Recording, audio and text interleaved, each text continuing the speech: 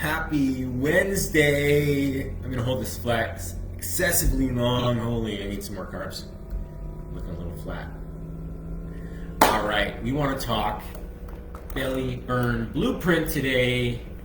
Okay, because this is the most common question I get asked. Oh, Mitch, what exercises can I do to burn the belly? If it's a guy, muffin top. If it's a girl, and unfortunately, but fortunately, there isn't much you can do from an exercise perspective, except what I'm going to share today, have a marginal impact. But what I share today is going to make all the difference.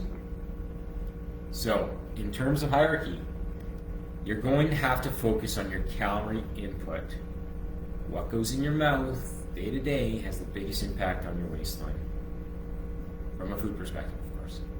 So how do you do that? We talk about a cap, a calorie goal each day, a protein goal each day based on your activity levels, based off your age, your weight, all these other factors, of course. But once you nail down to that number, you can eat within that and lose weight in inches pretty consistently, assuming you're at the right cap. Makes sense? All right, so that's number one, is get a handle on your calorie input. It has the biggest impact on fat loss. Because the second one, although it plays a role, you can't rely on it alone, and that's calorie output. So that is your exercise, your movement, how much calories you burn through activity each day. It doesn't play as big a role as people think, and fitness programs are to blame for that because they promise and melt off this, that, and the other thing. But exercise alone doesn't really drive fat loss. What it does, however, is polish the look of that muscle group once you've shed the fat through diet and movement. Okay, so for example, doing tricep kickbacks, not going to help you lose fat from that area, but you'll have a nice toned tricep underneath once you've gotten lean enough. So you want to do it for that reason. There's also some evidence, and we use these in our program, called Cut the Gut finishers.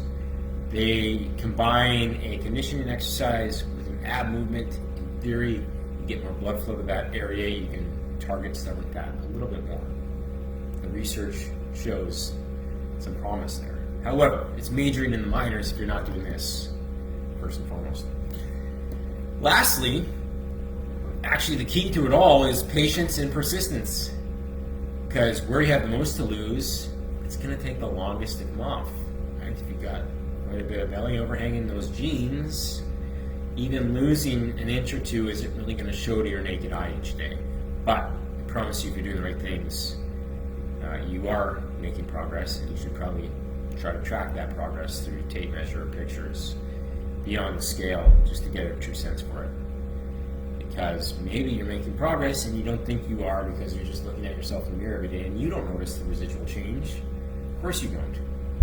You're your own worst critic, which is where a coach or a mentor or accountability partner comes in and say, no, actually, you're doing everything right. Stick to the process. I can see the difference here. All right. I want to keep this pretty brief. Any questions about these three pieces, certainly let me know. But yeah, this last one is pretty critical.